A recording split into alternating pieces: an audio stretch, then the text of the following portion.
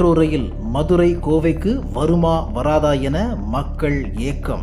மக்கள் தொகையை காரணம் காட்டி மெட்ரோ ரயில் திட்டம் முடக்கமா? மத்திய மாநில அரசுகள் பரஸ்பரம் குற்றச்சாட்டு.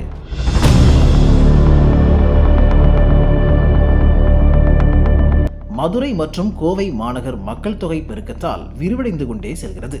இதனால் வாகன பெருக்கம் அதிகரித்து சாலைகள் குறுகலாக மாறிவிட்டன. இதனை சமாளிக்க புதிய போக்குவரத்து வசதியை அரசு ஏற்படுத்த வேண்டும் என மக்கள் எதிர்பார்த்து இருந்த வேளையில் மத்திய அரசு மெட்ரோ ரயில் திட்டம் தமிழ்நாட்டில் மதுரை மற்றும் கோவையில் செயல்படுத்தப்படும் என அறிவித்தது. இந்த அறிவிப்பு மதுரை மற்றும் கோவை மக்கள் மத்தியில் மிகப்பெரிய எதிர்பார்ப்பையும் மகிழ்ச்சியையும் ஏற்படுத்தியது. அதற்கு ஏற்ப மாநில அரசும் திட்டப் பணிகளை விரிவுபடுத்தியது. மெட்ரோ ரயில் திட்டத்திற்காக பல்வேறு இடங்களில் மண் பரிசோதனை செய்யப்பட்டு சென்னை மெட்ரோ ரயில் நிர்வாகம் சார்பில் இத்திட்டத்திற்கான விரிவான செயல் திட்ட அறிக்கை தயார் செய்யப்பட்டு கடந்த பிப்ரவரி மாதம் 19ஆம் தேதி மத்திய அரசின் ஒப்புதலுக்காக அனுப்பி வைக்கப்பட்டது. மத்திய அரசிடம் இருந்து சில திருத்தங்கள் மேற்கொள்ள அறிவுறுத்தப்பட்ட நிலையில் அதனையும் சென்னை மெட்ரோ நிர்வாகம் செய்து மத்திய அரசுக்கு அனுப்பி வைத்து நிலம் கையகப்படுத்தும் பணியில் இறங்கியது. மதுரை மற்றும் கோவை மக்கள் மெட்ரோ ரயில் திட்டத்திற்கான பணிகள் எப்போது துவங்கும் என ஆவலுடன் எதிர்பார்த்து காத்துக் கொண்டிருக்கின்றனர். இதற்கிடையே மதுரை மற்றும் கோவை மக்கள் தொகை 20 லட்சத்திற்கும் குறைவாக இருப்பதாக கூறி திட்டத்தை கைவிடுவதாக மத்திய அரசு கூறிய அறிவிப்பு இடியாக வந்து மக்கள் மத்தியில் விழுந்தது. மத்திய அரசு எந்த ஆண்டு மக்கள் தொகையை கணக்கீடாக கொண்டு மெட்ரோ திட்டத்தை கைவிட்டது? தமிழ்நாடு என்பதால் பாராமுகம் காட்டுகிறதா என்று கேள்வி எழுகிறது. மதுரை மெட்ரோ வந்துச்சுன்னா வந்துட்டு எங்களுக்கு வந்துட்டு இங்கே கோரிப்பாளையம் அப்புறம் மாட்டுத்தாவணிக்கு போகிறதுக்குலாம் வந்துட்டு இப்போ பஸ் வந்துட்டு ஒரு 10:30க்கு அப்படின்னு நம்ம வீட்டிலேருந்து ஒரு 10 மணிக்கு கிளம்புறோம் அப்படின்னு நம்ம நினச்சி வந்தோம்னா பார்த்தா 1/2 மணி நேரம் தான் ஆகும். ஆனால் இங்கே டிராஃபிக்லேயே 1 hour ஆகி பஸ்லாம் லேட்டாக ஏறுறது அந்த மாதிரி நிறையா பிரச்சனைகள்லாம் ஆகுது.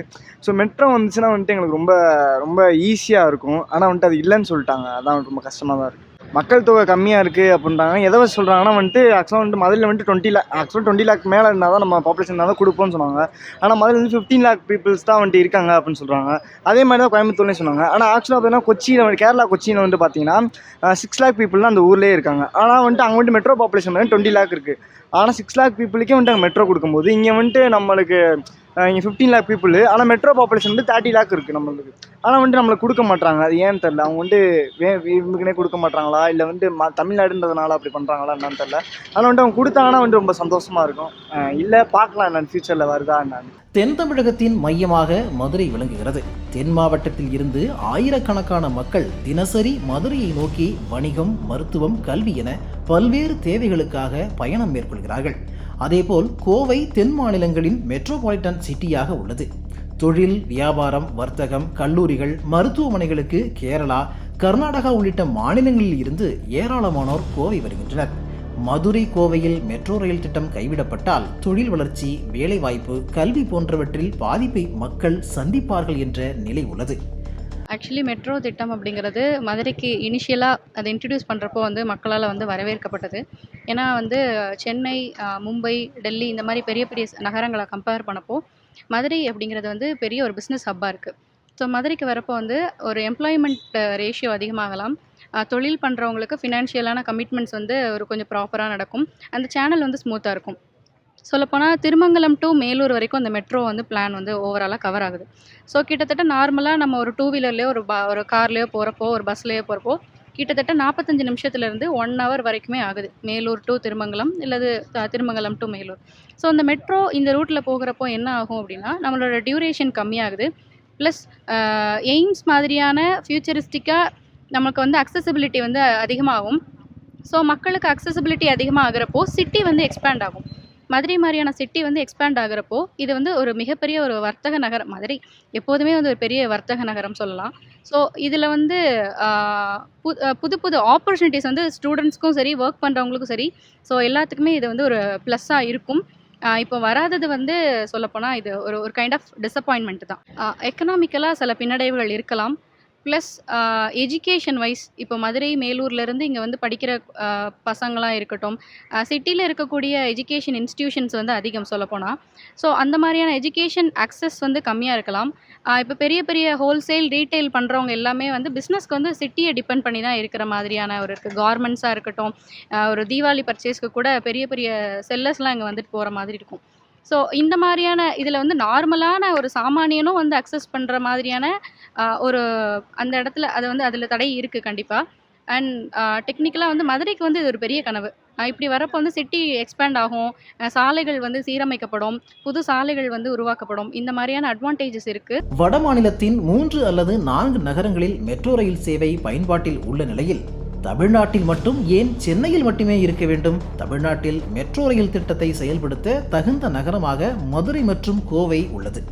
இந்த திட்டம் கைவிடப்பட்டது உண்மையானால் அது மத்திய பாஜக மற்றும் அதன் கூட்டணி கட்சியான அதிமுகவிற்கு எதிர்வரும் சட்டசபை தேர்தலில் பின்னடைவை தரும். இன்றைக்கு பல்வேறு மாநிலங்களில் வந்து 3-4 திட்டங்கள்லாம் வந்து செயல்படுத்திக்கிட்டு இருக்காங்க. குறிப்பாக டெல்லியில் 3 திட்டங்கள், யூபியில் 4 நகரங்களில் மெட்ரோ ரயில் திட்டம், மகாராஷ்டிராவில் 3 நகரங்கள்லேயும், ஹரியானாவில் 3 நகரங்கள்லேயும் சிறப்பாக செயல்படுத்தியிருக்காங்க.